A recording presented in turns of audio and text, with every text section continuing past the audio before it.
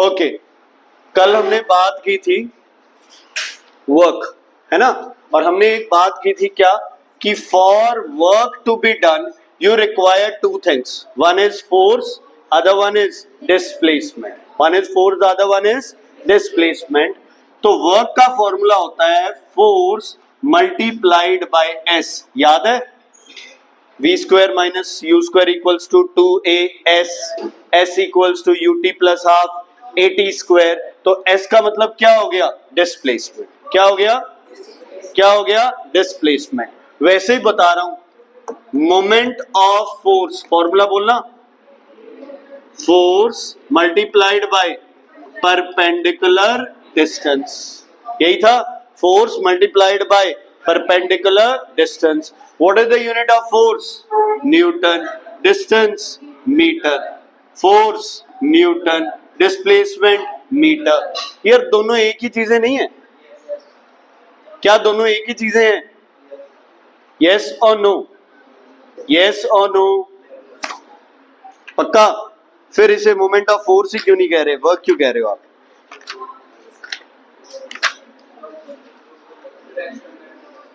बोलो।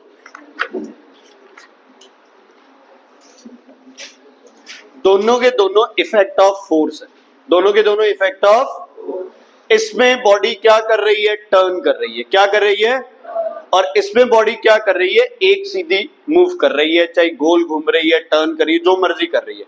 दोनों के दोनों तुम्हारे क्या है, इफेक्ट ऑफ फोर्स है, इफेक्ट ऑफ फोर्स है। अगर आप यूनिट लिख देते हो न्यूटन मीटर, तो 100% बॉडी क्या शो कर रही है बच्चे, टर्निंग। क्या शो कर रही है, क्या शो कर रही है, क्या शो कर रही है, टर्निंग। टर्निंग की कितनी डायरेक्शंस होती है बोलो, पहली क्लॉकवाइज, दूसरी एंटी क्लॉकवाइज। इसलिए मोमेंट ऑफ फोर्स कौन सी क्वांटिटी है, vector, because force is vector, distance is scalar. Force is vector, क्यों होती है वेक्टर, ठीक है। मैं कह रहा हूं, मैंने जितेश को धक्का दिया, ये किस साइड गिरा, किस साइड, किस साइड गिरा जितेश, मैंने इसको धक्का दिया, ऑपोजिट साइड, वेरी गुड। मैं धक्का इधर दे रहा हूं और ये ऐसे गिर रहा है ना, बड़ा न्यूटन का भगत है। देखो, तुम पूछोगे मुझसे एक सवाल कि सर बताओ आपने पुश किस डायरेक्शन में की, है ना, ठीक है, क्लियर है बच्चे, इज इट क्लियर। मतलब फोर्स के साथ क्या मेंशन करना जरूरी है, direction. So force is which quantity, vector. Distance के साथ डायरेक्शन मेंशन करना जरूरी है, नहीं, तो distance is which quantity, scalar. और हमने पिछले साल ही किया, डिस्प्लेसमेंट इज आल्सो वेक्टर। और जब दो वेक्टर को मल्टीप्लाई करते हो तो प्रोडक्ट क्या आता है, स्केलर। क्या प्रोडक्ट आता है, स्केलर। जैसे नेगेटिव नेगेटिव मल्टीप्लाई करते हो क्या हो जाता है, पॉजिटिव। वैसे ही दो वेक्टर्स की मल्टीप्लिकेशन होगी तो प्रोडक्ट क्या आएगा, क्या आएगा, प्रोडक्ट स्केलर, ठीक है। तो सबसे पहले वर्क का फॉर्मूला लिखो, फिर मोमेंट ऑफ फोर्स का फॉर्मूला लिखो, फिर लिखो work is scalar because it is product of two vectors. Work is scalar because it is product of two vectors. बता रहा हूं मैं एक एक करके। वर्क का formula F into S, work का फॉर्मूला F इंटू एस। फिर लिखो work is a scalar quantity because it is product of two vectors, product of two vectors, ठीक है। SI यूनिट लिखो वर्क का, क्या होगा SI यूनिट वर्क का बच्चे, जूल। क्या होगा SI यूनिट, जूल, ठीक है। क्या होता है SI unit of work, joule, ठीक है। वो जाउल जूल जो भी तुम्हारे कभी किसी ने बताया है, वो जाउल नहीं है। What is it, it is joule, represented by capital J। Joule का मतलब क्या है, न्यूटन मीटर, लेकिन आप जूल की जगह न्यूटन मीटर नहीं लिख सकते। न्यूटन मीटर लिखते ही वो क्या बन जाएगा, moment of force, turning effect, ठीक है। तो वर्क को जूल ही लिखना है, मतलब उसका ये, ठीक है। अभिनूर 1 जूल क्या मतलब है, 1 joule equals to 1 newton multiplied by 1 meter. Okay, define 1 joule.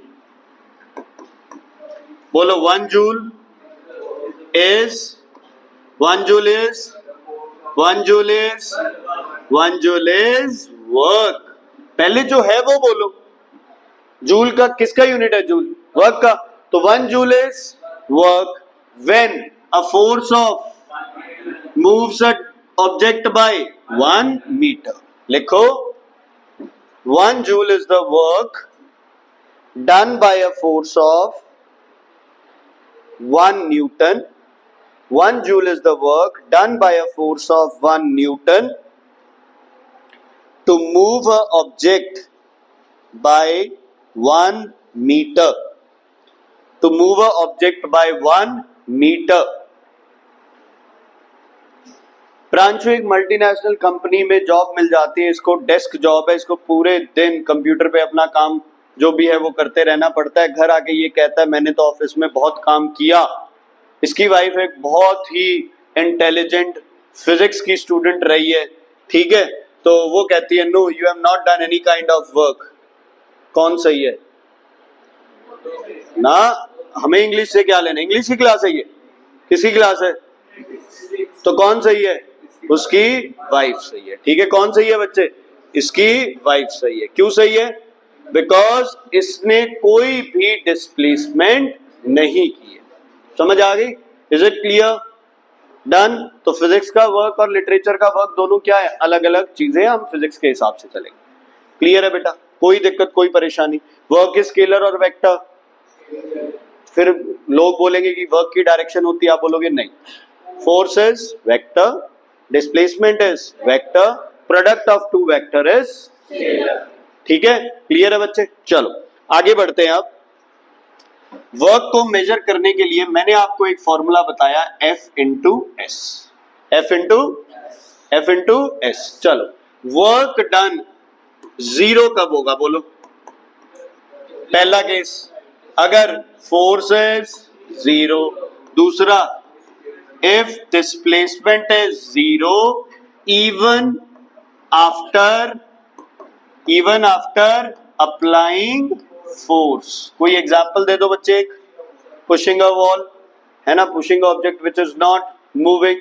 All are what? All are your work zero. एक और एग्जाम्पल दे दो यार इसका. Circular motion. सर्कुलर मोशन में डिस्प्लेसमेंट इज जीरो. तो बच्चे क्या होगा? अच्छा, सर्कुलर मोशन में भी लिखो कंप्लीट सर्कुलर मोशन. कहीं बॉडी यहां से चले और यहां आ जाए और तुम बोलो वर्क डन जीरो हो गया. यहां नहीं, पूरा जब मोशन कंप्लीट होगा तो वर्क डन क्या हो जाएगा? जीरो. ठीक है बच्चे? अच्छा, अगर मैं एक फुटबॉल को किक कर रहा हूं और फुटबॉल कुछ दूर चली जाती है, मैंने अपनी एनर्जी फुटबॉल को दी जिसकी वजह से उसने कुछ वर्क किया. सही या गलत? सही या गलत? सही है कि जब भी हम कोई वर्क करते हैं तो हम अपनी एनर्जी उसको क्या कर देते हैं? ट्रांसफर. जब कोई चीज हमारे पे वर्क करती है तो वो अपनी एनर्जी हमारे में क्या कर देती है? ट्रांसफर. तो वर्क और एनर्जी क्या है? एक ही बात है. एनर्जी एक स्टोर हाउस है और उसका छोटा सा पार्ट क्या है? वर्क. क्या है बच्चे? क्या है बेटा? वर्क. ठीक है, क्लियर है? अब कुछ चीजें मैं तुम्हें समझाने जा रहा हूं जिसकी कोई डेरिवेशन कुछ भी तुम्हारे सिलेबस में नहीं है. सिर्फ एक समझने के लिए बच्चे उस चीज को पढ़ा रहा हूं मैं. ठीक है, ध्यान से सुनना. मान लो आपके पास ये इंक्लाइंड प्लेन है एट एन एंगल थीटा. कितना एंगल है? कितने एंगल पे? थीटा. ये है मेरे पास A, this is B, this is C. Trigonometry की है तुमने? What is sine theta from this diagram? AB upon AC. Cos theta BC upon AC. tan theta AB upon BC. ठीक है, क्लियर है? थीटा को कौन सा बोलते हैं? Angle of elevation. क्या बोलते हैं इसे? एंगल ऑफ इंक्लाइंड प्लेन कितने एंगल पे प्रेजेंट. ठीक है बच्चे, ध्यान से सुनना. मेरे पास एक गाड़ी है और मैं इस गाड़ी को इधर क्या कर रहा हूं? पुश कर रहा हूं. गाड़ी मूव भी इसी डायरेक्शन में कर रही है. ये मेरी फोर्स है. यहां से इतनी डिस्प्लेसमेंट गाड़ी ने कवर की. फॉर्मूला क्या हो गया, F into S, F into S.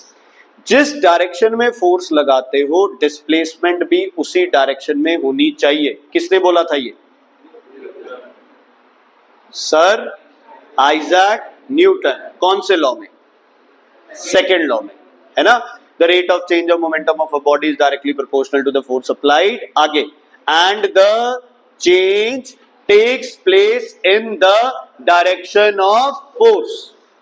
लेकिन तुम्हारे स्कूल में फुटबॉल खेलते हुए तुमने नंबर ऑफ स्टूडेंट्स को देखा होगा, किक इधर मारते हैं, बॉल इधर जाती है, यस और नो।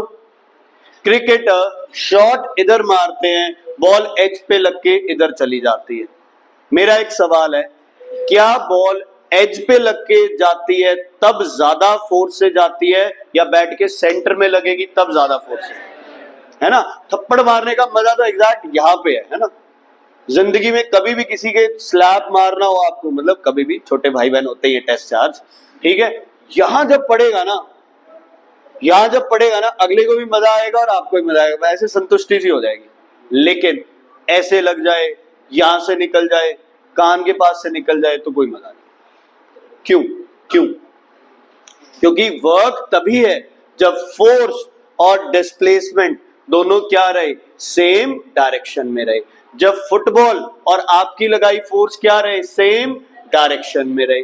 अगर दोनों में से कोई चीज सेम डायरेक्शन में नहीं है तो सेम डायरेक्शन में करो। कैसे? मैंने फोर्स इधर लगाई, बॉल इधर गई, तो अब मैं ये वाली फोर्स नहीं कैलकुलेट करूंगा। मैं कहूंगा कि जब मैंने इधर बैट मूव किया तो बॉल पे इस डायरेक्शन में कितनी फोर्स लगी कि बॉल इधर चली गई। लगी तो होगी ना बेटा, नहीं तो बॉल इधर क्यों जाती? ये सुनो, बात समझ आ गई या नहीं आई? मान लो बॉल आ रही है, बिल्कुल बैट के सेंटर में लगेगी तो बॉल ऐसे जाएगी, लेकिन अगर बॉल यहां लग के इधर आ जाए, इसका मतलब इस डायरेक्शन में क्या लग रही है, एक फोर्स लग रही है। इस डायरेक्शन में क्या लग रही है, एक फोर्स लग रही है। हम इसको क्या बोलते हैं, कंपोनेंट ऑफ फोर्स। क्या बोलते हैं हम इसे? क्या बोलते हैं बच्चे हम इसे? Component of force. क्या बोलते हैं, बोलो दोबारा, कंपोनेंट ऑफ फोर्स। चलो, मैंने इस डायरेक्शन में पुश किया था इस गाड़ी को, ये गाड़ी क्या करेगी, यहां तक तो मुझे कोई दिक्कत नहीं है, ये गाड़ी यहां पे आ गई। फॉर्मूला F इंटू एस, इधर धक्का दे रहे थे, गाड़ी भी इधर मूव कर रही है। लेकिन अब क्या हुआ, अब क्या हुआ बच्चे, फोर्स अभी भी इधर लग रही है, लेकिन गाड़ी कहां चली गई बेटा? गाड़ी कहां चली गई? कहां चली गई गाड़ी बेटा? गाड़ी तो ऊपर चली गई। समझ आई बात? भाई आप ऐसे पुश कर रहे हो, लेकिन गाड़ी कहां चली गई? ऊपर चली गई। सही है, ये गलत तो नहीं है। अच्छा, इंक्लाइंड प्लेन पे आप कैसे पुश करोगे गाड़ी को? ऐसे पुश करोगे? प्रैक्टिकली सोचो, ऐसे हो गया, रैंप आ गया, ठीक है, आप गाड़ी को ऐसे पुश करोगे? हम क्या होते हैं, हम अपनी बॉडी को ऐसे कर लेते हैं, लेकिन हम पुश क्या करते हैं, इसी डायरेक्शन में। आप अभी भी ऐसे पुश कर रहे हो, गाड़ी ऐसे जा रही है, आप अभी भी ऐसे पुश कर रहे हो, गाड़ी ऐसे जा रही है, आप अभी भी ऐसे पुश कर रहे हो। लेकिन बेस्ट कब होता, जब आप ऐसे होके गाड़ी को पुश करते, तभी फोर्स और डिस्प्लेसमेंट दोनों क्या रहती, सेम डायरेक्शन। बात समझ आ गई बच्चे? मतलब आप जो फोर्स लगा रहे हो उसकी वजह से जो भी चीज है वो मूव तो कर रही है, लेकिन फोर्स की डायरेक्शन में मूव नहीं कर रही। फोर्स की डायरेक्शन में मूव नहीं कर रही। अच्छा, एक बात बताओ, क्या ये फोर्स की डायरेक्शन थी, यस और नो? क्या ये डिस्प्लेसमेंट की डायरेक्शन थी, यस या नो? इन दोनों के बीच में कितना एंगल है, थीटा। कितना एंगल है, कितना एंगल है, बोलो दोबारा, कितना एंगल है, थीटा। ठीक है, तो अब अपना जो वर्क का फॉर्मूला है वो थोड़ा सा चेंज हो जाता है, F into S into cos theta. Cos theta, what is theta? Theta is the angle, बोलो, angle between force and displacement. इसकी डेरिवेशन है 2 पेजेस के अंदर, बट अपने सिलेबस में नहीं है यार, ना 11th 12th कहीं काम आनी, तो अभी आप क्यों ऐसे पंगे ले।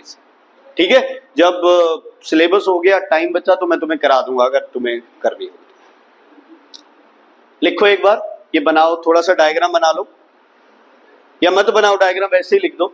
W equals to F S cos theta, W equals to F S cos theta. What is theta here? It is the angle between force and displacement. अच्छा एक बात बताओ, कॉस थीटा की मैक्सिमम वैल्यू कितनी आती है? 1। यही आती है कॉस 0 1, कॉस 30 √3/2, सही बोल रहा हूं ना? Cos 45 1/√2, cos 60 half, cos 90 0। मतलब कॉस की वैल्यू मैक्सिमम कितनी आ सकती है? 1। ठीक है बच्चे, क्लियर है? ਇਹਦਾ मतलब बच्चे इसकी वैल्यू 1 आने के लिए थीटा की वैल्यू कितनी होनी चाहिए? 0। मतलब मतलब क्या है बोलो? क्या मतलब है इसका बोलो? क्या मतलब है इसका बोलो? इसका मतलब है कि जिस डायरेक्शन में फोर्स लगा रहे हो, डिस्प्लेसमेंट भी क्या है? सेम डायरेक्शन में है। दोनों के बीच में एंगल कितना है? 0। ठीक है, तो मैक्सिमम वर्क के लिए दोनों के बीच में एंगल कितना होना चाहिए? 0। क्या ये अपने उस लॉजिक के हिसाब से भी सही बैठता है कि पुश किया, इधर गया, शॉट मारा, बॉल इधर गई, थप्पड़ मारा, मुंह इधर गया, हर एक केस में फोर्स और डिस्प्लेसमेंट की डायरेक्शन क्या है? सेम। ठीक है बच्चे, तो फॉर्मूला चाहिए एफ एस लिखो, चाहिए एफ एस कॉस थीटा लिखो, ज्यादा कोई फर्क नहीं पड़ा। दे दे, क्या हो गया यार, कमाल होगी, मैं बाद में खा लूंगा। ठीक है, क्लियर है बेटा? कोई दिक्कत कोई परेशानी? डन है? Okay.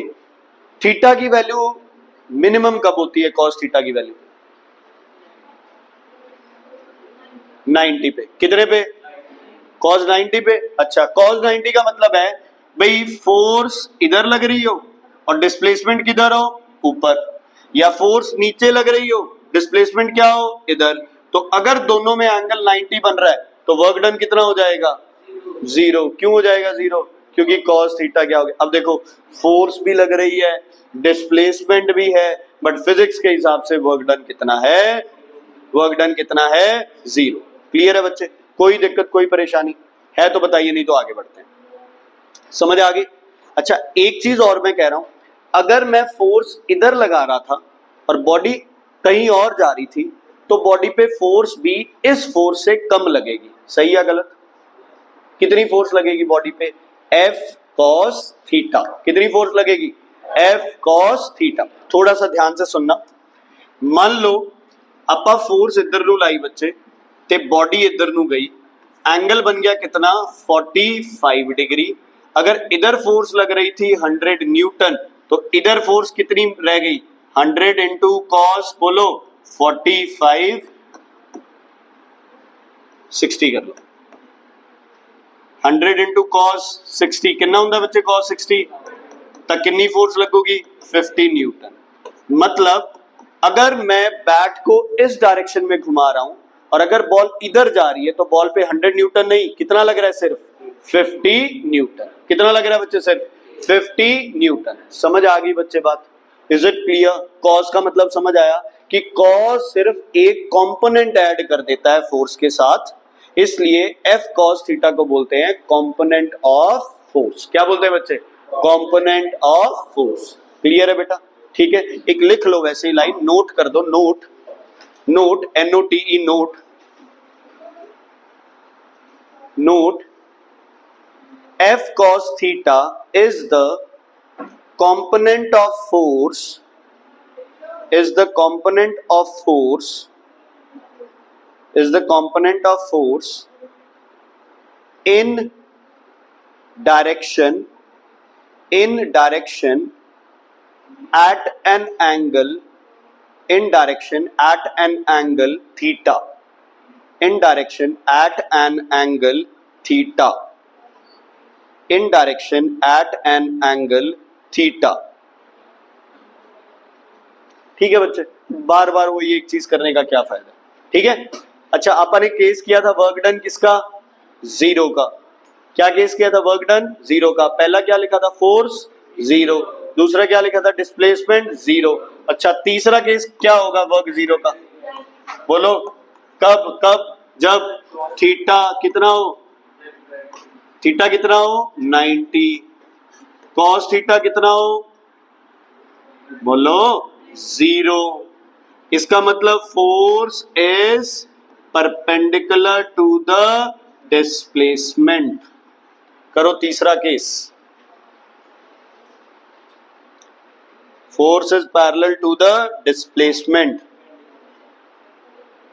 Perpendicular to the displacement. ठीक है बच्चे, done, okay.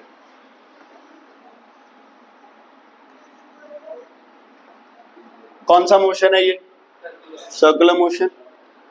Okay Deepinder, circular motion में कोई फोर्स एक्ट करती है टुवर्ड्स द सेंटर, करती है गुरमन? कौन सी फोर्स है, सेंट्रीपिटल फोर्स। चलो वेरी गुड, ओके। जैस्मिन, इसकी डायरेक्शन किस साइड होगी बॉडी की?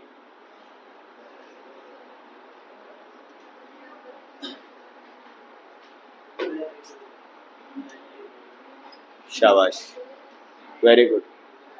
विराट कोहली किस टीम से खेलता है? मेरे स्कूल का नाम सेंट जोसेफ। मैं पूछ रहा हूं इसकी डायरेक्शन किस साइड रहेगी? कोई बॉडी मूव करती है उसकी डायरेक्शन किधर होती है? टेंजेंशियल। क्या होती है, क्या होती है? टेंजेंशियल। यस और नो? रेडियस और टेंजेंट के बीच में एंगल कितना बनता है, कितना बनता है 90 डिग्री। इसका मतलब क्या हुआ, ये किसकी डायरेक्शन है, फोर्स की, ये किसकी डायरेक्शन है, डिस्प्लेसमेंट की। तो सर्कुलर बॉडी का वर्क डन, जो भी बॉडी रोटेट कर रही है हम लिख देते हैं कि इसकी डिस्प्लेसमेंट 0 है, बट सही आंसर क्या है, force and displacement are perpendicular to each other. समझ आ गई? जब भी बॉडी क्या कर रही है, सर्कुलर मोशन कर रही है, फोर्स किधर है, टुवर्ड्स द सेंटर, मतलब किस डायरेक्शन में, रेडियस। यहां होगी तो भी क्या होगी, इधर, ये ऐसे हो गया।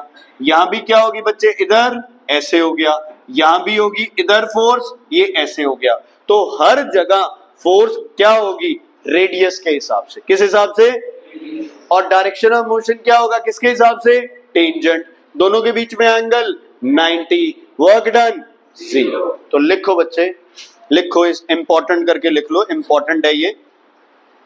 In uniforms, in circular motion, in circular motion, in circular motion,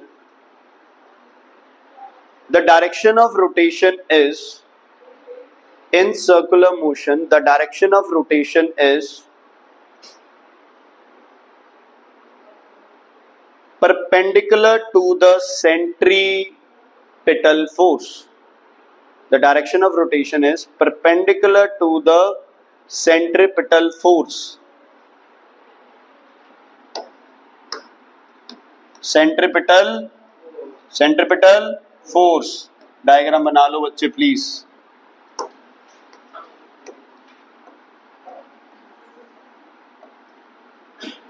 ये किसकी डायरेक्शन है, फोर्स की। ये किसकी डायरेक्शन है बच्चे, डिस्प्लेसमेंट की। एंगल बनाओ कितना बच्चे, 90, और लिखो F S into cos 90, F into S into 0 equals to 0। So work done is 0।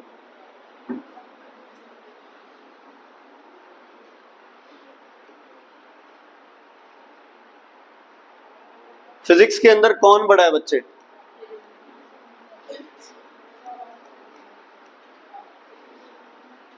क्या बोलिए, कौन बड़ा है फिजिक्स में? फिजिक्स में कौन बड़ा है इन दोनों में से? माइनस, अच्छा माइनस तो बोला, चलो ठीक है। और कोई ऑप्शन? -1000। इन माइनस साइन की जो होती है ना वैल्यूज फोर्स में, स्पेशली फोर्स वाले केस में, वर्क वाले केस में, इनका मतलब होता है कि डायरेक्शन उल्टी है। ठीक है, अगर कोई बोले कि फोर्स लग रही है 100 न्यूटन्स और -100 न्यूटन्स, तो दोनों फोर्सेस क्या हैं, बराबर है, लेकिन डायरेक्शन क्या हो गई, ऑपोजिट। समझ आ गई बच्चे? ठीक है, वो टेम्परेचर वगैरह में नेगेटिव सही जैसे होता है वैसे ही होता है, बट इसमें थोड़ा सा ये केस चलता है। चलो ध्यान से सुनना। अब सबसे पहला केस लिखो, वर्क डन मैक्सिमम कब होता है? जब थीटा इक्वल्स टू 0 तो कॉस थीटा हो गया 1 विच इज विच वैल्यू बेटा, मैक्सिमम।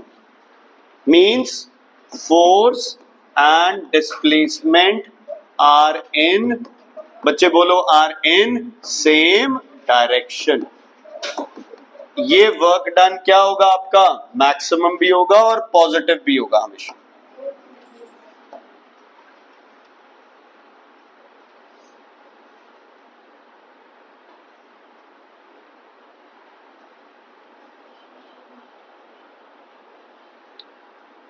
ठीक है बेटा, मतलब तुम ये लगा लो भी 0 से लेके 90 तक वर्क डन हमेशा क्या रहेगा, पॉजिटिव ही रहेगा। क्या रहेगा, ओके। आगे है वर्क डन मिनिमम। मिनिमम मतलब वर्क डन कितना, कितना तुम्हारे टेस्ट में मिनिमम कितने नंबर आ सकते हैं? हाँ, तो वर्क डन मिनिमम क्या होगा, 0।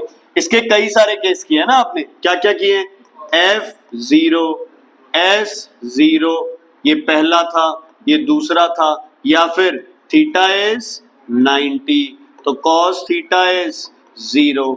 ये कॉस की कौन सी वैल्यू है, मिनिमम वैल्यू। ठीक है, तो याद रखना force is perpendicular to the displacement.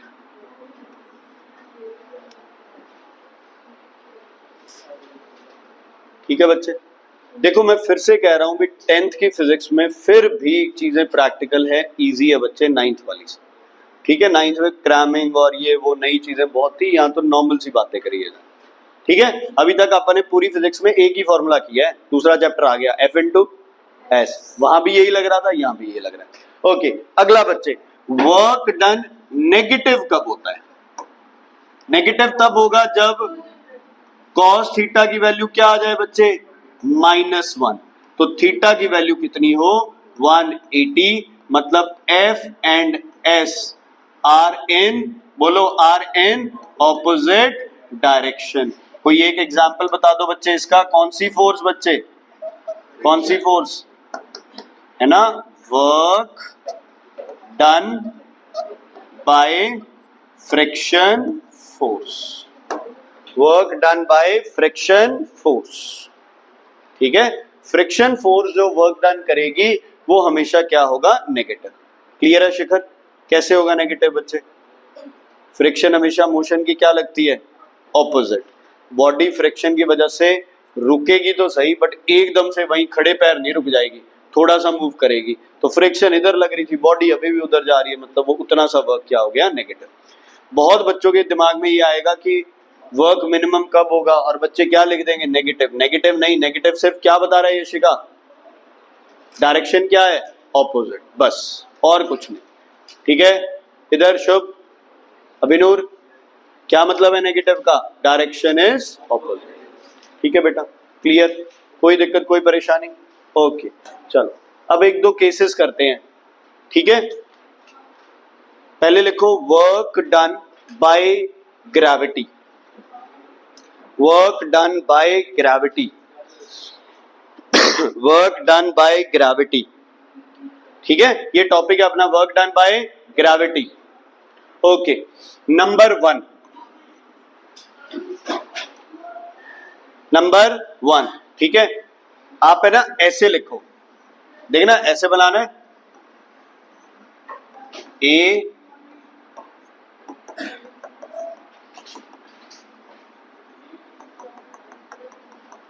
ऐसे करो। इससे क्या समझो कि इस ए को आप क्या किए जा रहे हो, लिफ्ट किए जा रहे हो। ए को क्या किए जा रहे हो बच्चे, लिफ्ट किए जा रहे हो।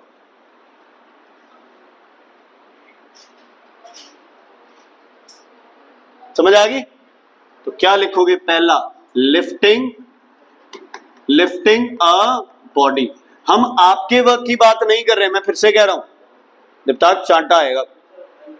हम आपके वर्क की बात नहीं कर रहे हैं, हम किसके वर्क की बात कर रहे हैं, ग्रेविटी की।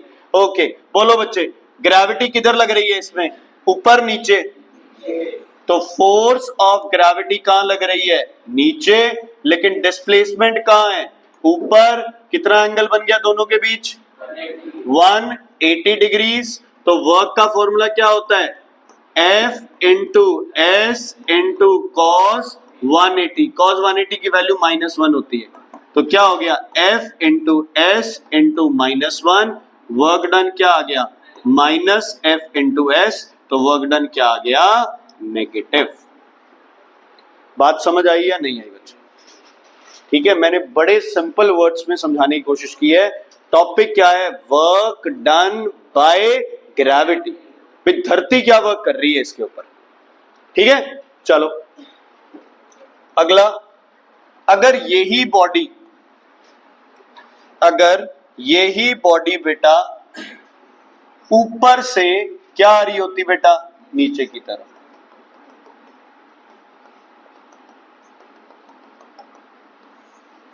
ठीक है, ऊपर से नीचे की तरफ।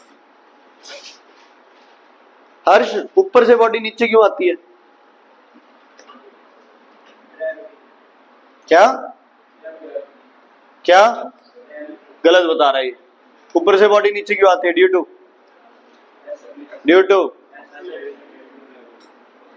टू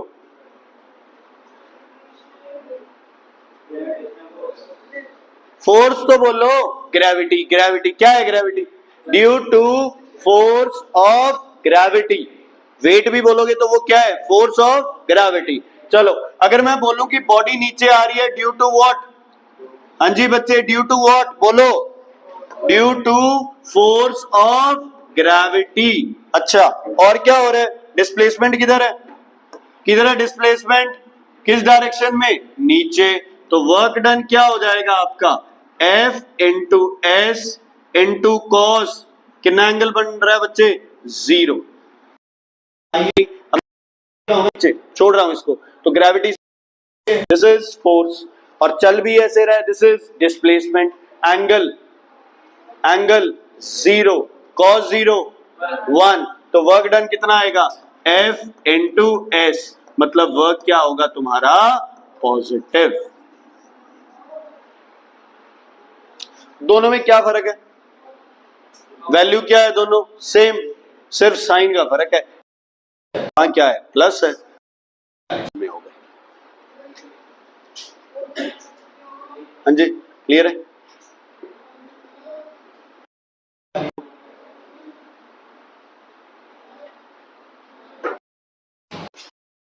जैस्मिन कह रही ना, या अकेला नाम हो जैस्मिन, है ना?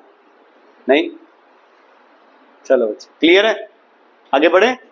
चलो अब क्या हुआ?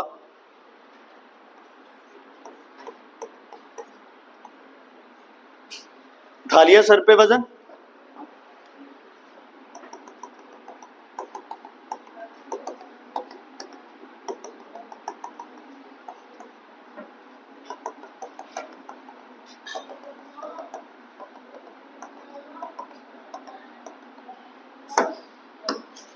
हाँ जी बच्चे बोलो, फोर्स किस डायरेक्शन में लग रही है?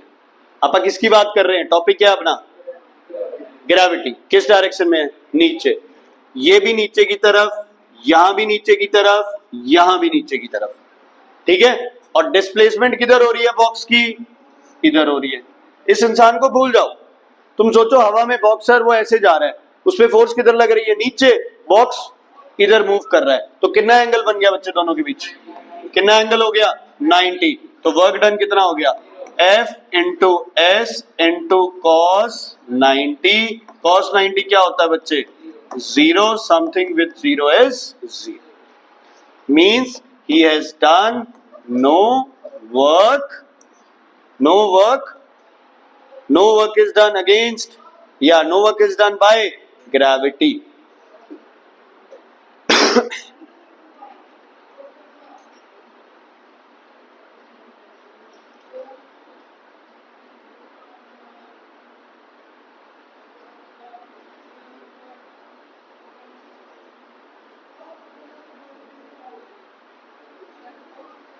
ठीक है, क्लियर है बच्चे?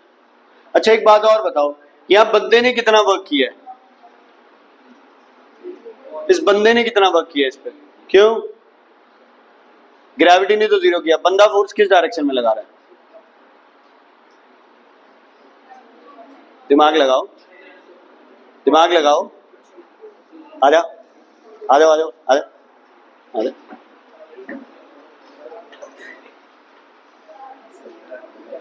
ग्रेविटी किधर फोर्स लगा रही है, किधर फोर्स लगा रही है, नीचे। ओके, ये नीचे नहीं जाना चाहिए, पकड़, किधर फोर्स लगा रहा है तू, नीचे नहीं जाना चाहिए, हद हो गई यार। किधर फोर्स लगा रहा है, किधर लगा रहा है, ऊपर। मतलब ये बंदा इस लोड को यहां मेंटेन करने के लिए फोर्स किस डायरेक्शन में लगा रहा है बच्चे, बोलो, ऊपर की डायरेक्शन में। अभी भी एंगल कितना बढ़ेगा, 90 डिग्री। कितना एंगल बनेगा, तो लिखो, even the force against gravity, even the work done against gravity is 0। लिखो point, even the work done against gravity is 0। ठीक है, even the work done against gravity in this case is 0। समझ आया बच्चे क्यों 0 होगा?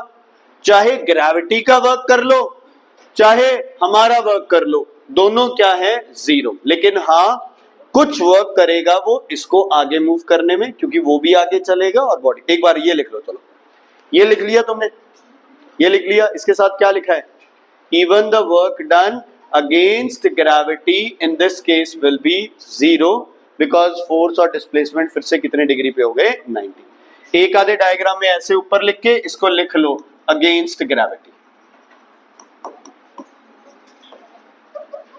क्योंकि बच्चे पेपर में थ्योरी तो आनी नहीं है, पेपर में तो ऐसे डायग्राम्स आने हैं, तो तुम्हें बताना पड़ेगा कि क्या। ठीक है बेटा, क्लियर है? अच्छा, क्या फिर भी वो कोई वर्क कर रहा है बंदा, ग्रेविटी को तो छोड़ दो, क्या बंदा फिर भी कोई वर्क कर रहा है, कर रहा है against force of friction.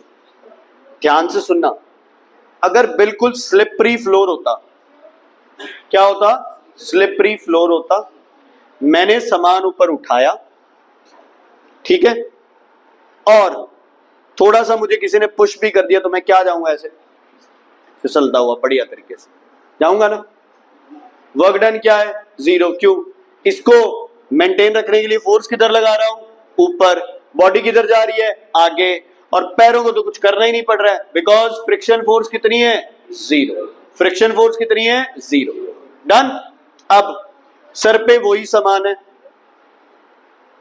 Slippery नहीं है, कोई थोड़ा सा धक्का दे दे मुझे तो क्या स्लिप करूंगा, क्या होगा, बस। अब मुझे क्या करना पड़ेगा, वर्क। कैसे, मुझे फोर्स ऊपर तो लगानी है, साथ में फोर्स किधर लगानी है, आगे, और ऐसे मूव करना है। मतलब अगर मेरा वजन है मान लो 50 केजी और मेरे ऊपर वजन है 10 केजी, टोटल वजन कितना हो गया, 60 को मुझे आगे तो लेके जाना है या नहीं लेके जाना, लेके जाना है। ठीक है, ठीक है, 60 केजी को आगे मुझे लेके जाना है, तो एक नोट डाल के लिखो, but he does work to overcome friction. But he does work to overcome friction. But he does work to overcome friction. But he does work to overcome friction. ठीक है बच्चे, but he does work to overcome friction. चलो दोबारा हो जाए एक। अब बंदे की बात, ग्रेविटी की बात नहीं कर रहा मैं, किसकी बात कर रहा हूं, बंदे की। बंदा वर्क कहां करेगा, फोर्स अगेंस्ट ग्रेविटी। यही होता है ना, आप यार किसी भी चीज को उठाने के लिए वर्क क्या करते हैं, अगेंस्ट ग्रेविटी। चलो मैं वर्क कर रहा हूं, मैंने एक बॉडी को ऊपर से नीचे से ऊपर उठाया, वर्क डन क्या होगा, पॉजिटिव नेगेटिव 0। पॉजिटिव नेगेटिव 0 बोलो, मेरा वर्क पॉजिटिव नेगेटिव 0। फोर्स किधर लग रही है, बॉडी किधर आ रही है, क्या होगा, work done positive. Work done, gravity का वर्क डन नेगेटिव, क्योंकि ग्रेविटी किधर है, मैं किधर हूं, ऊपर। समझ आ गई? चलो मैंने वो वर्क यहां रख लिया, मेरा वर्क डन। क्यों, मेरा वर्क डन अगेंस्ट ग्रेविटी 0। क्यों, फोर्स किधर लगा रहा हूं, ऊपर। बॉडी कहां जा रही है, आगे। अच्छा, क्या मैं वर्क कर रहा हूं against force of friction, yes. ठीक है, क्या मैं कर रहा हूं? Against force of friction. Yes. चलो एक सवाल है आपके पास, जी की वैल्यू लेनी है 10 मीटर पर सेकंड स्क्वायर। एक बंदा है जिसका वेट है 100 kg, ये यहां से यहां आ जाता है at a distance of 20 meters. बताओ कितना वर्क डन किया? कोई सामान नहीं उठाया उसने, कोई भी सामान नहीं उठा रखा उसने, सिर्फ अपने कपड़े हैं, जूते हैं बस, और कोई सामान नहीं है। वर्क डन कितना होगा? 0। पहला ऑप्शन आया 0, और कोई ऑप्शन? 2000। जशिका जी ये तो कह रहे अच्छा न्यूटन ही, क्या आएगा? शाबाश, जूल। और कोई आंसर? और कोई आंसर? सोचो सोचो, दिमाग लगाओ। वर्क डन का फॉर्मूला क्या होता है? पहले force into displacement into cos theta, ठीक है। अच्छा ध्यान से सुनना बच्चे, अब ये बंदा खुद कितने केजी का है? 100 केजी का। इसे अपनी बॉडी को यहां से कहां लेके जाना है? वहां। चलो अगेंस्ट ग्रेविटी और ऊपर वाला वर्क तो 0 हो गया, बट वर्क किसके अगेंस्ट करेगा? फ्रिक्शन करेगा ना। तो किसी भी बॉडी को मूव करने के लिए कितनी फोर्स लगानी पड़ती है? उसके वेट जितनी ही। कितनी बेटा बोलो? उसके वेट जितनी ही। तो 100 इंटू 10, यही होगा ना वेट। वेट का फॉर्मूला क्या होता है बेटा? वेट का फॉर्मूला मास इंटू ग्रेविटी। कितना बन गया बेटा बोलो? 100 इंटू 10 कितना आ गया? 1000 न्यूटन। तो फोर्स हो गई 1000 और डिस्टेंस हो गया 20। टोटल वर्क डन कितना आ गया?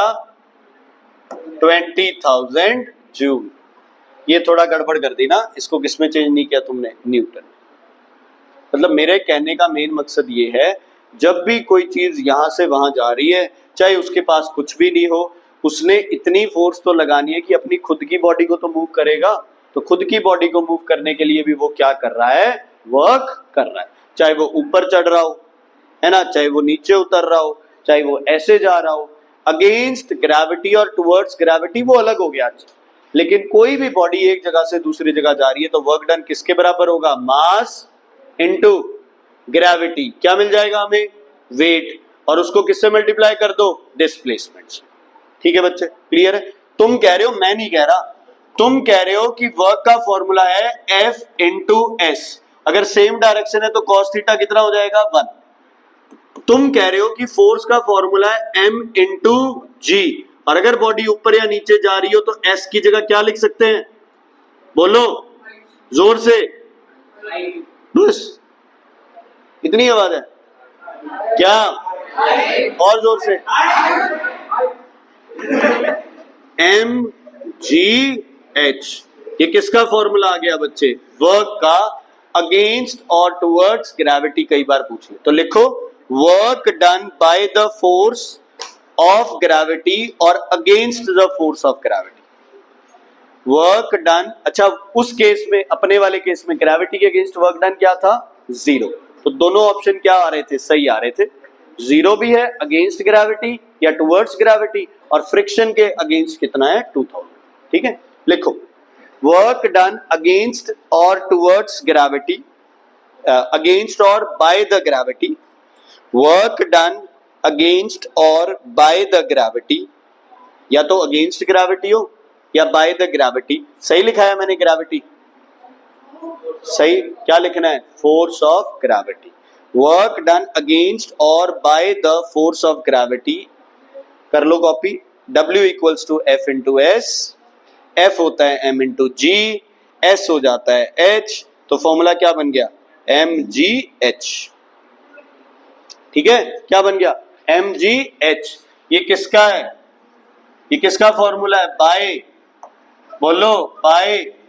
सही बोला, ग्रेविटी, फोर्स ऑफ ग्रेविटी। अच्छा अगर मुझे करना हो अगेंस्ट फोर्स ऑफ ग्रेविटी तो क्या करूं? बोलो क्या करूं?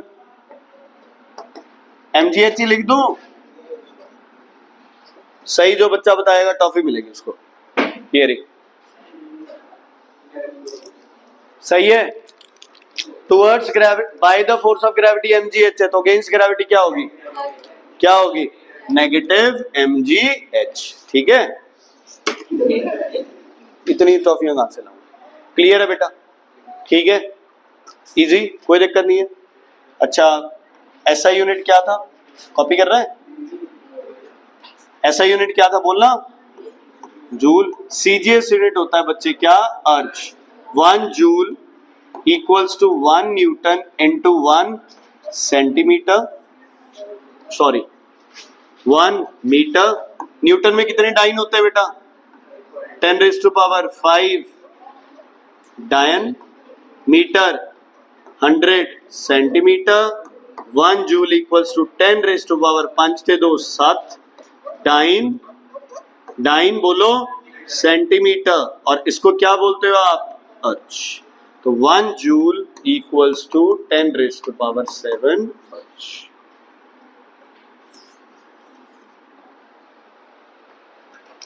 मतलब यार घूम फिर के फॉर्मूला क्या लगाना है, F इंटू एस, अगर M और G गिवन हो तो क्या लगा देना है, mgh, बाकी कुछ है ही नहीं। जूल है तो जूल लिख दो, अर्ज है तो अर्ज लिख दो उसमें।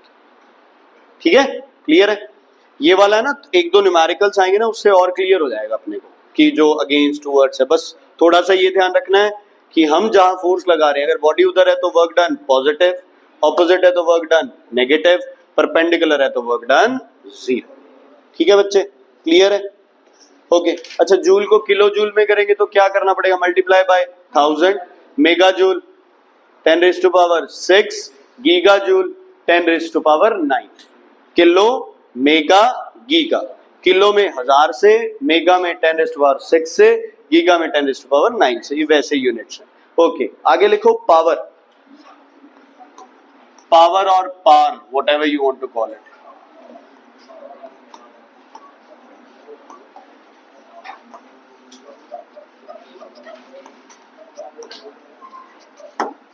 एफिशिएंसी बहुत जरूरी है, आप कोई भी काम करते हो उसमें एफिशिएंसी बहुत बहुत ज्यादा जरूरी है ना।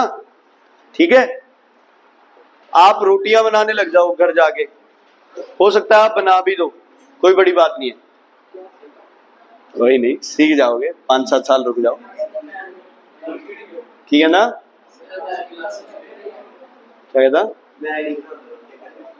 फिर भुखा मरेगा बच्चे, फायदा कोई, अगली भी भुखी रहोगी, तू भी रहेगा, नहीं तो बना ली की हुंदा है।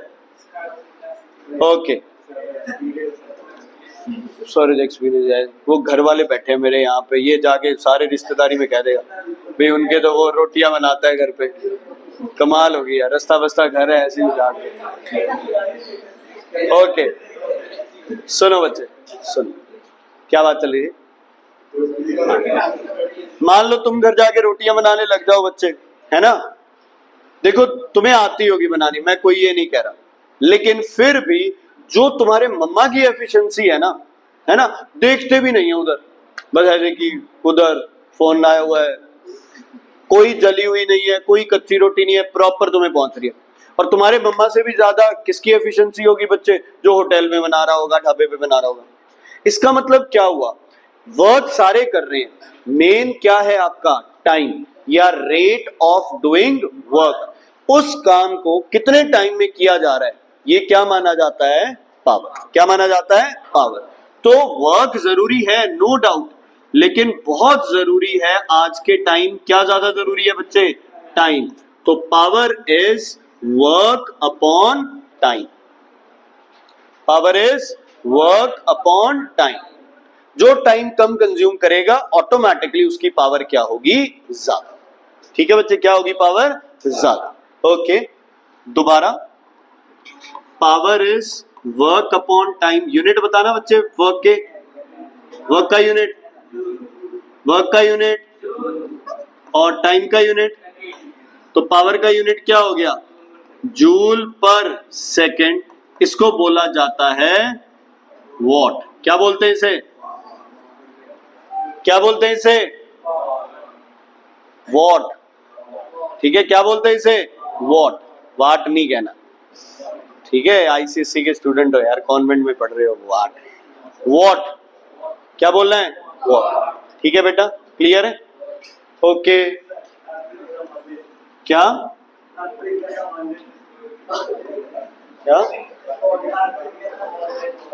Wallet?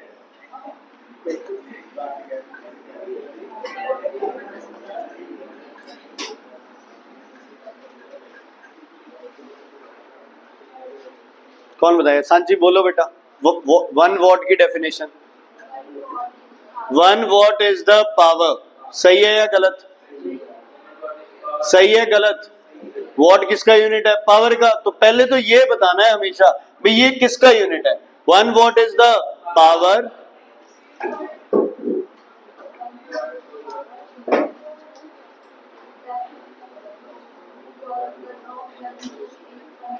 One watt is the power which is used to do a work of 1 joule in 1 second.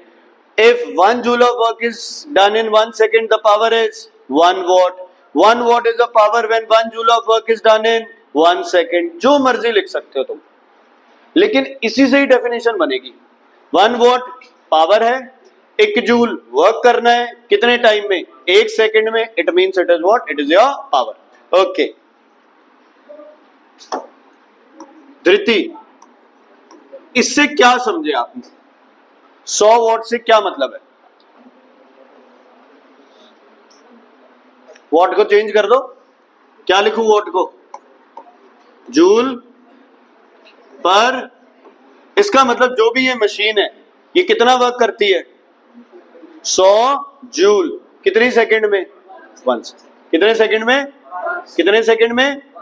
समझ आ गई? क्लियर है? ओके घर पे बल्ब यूज करते हैं ना अपन, ये एलईडी बल्ब छोटे बल्ब है, ये 12 वॉट के।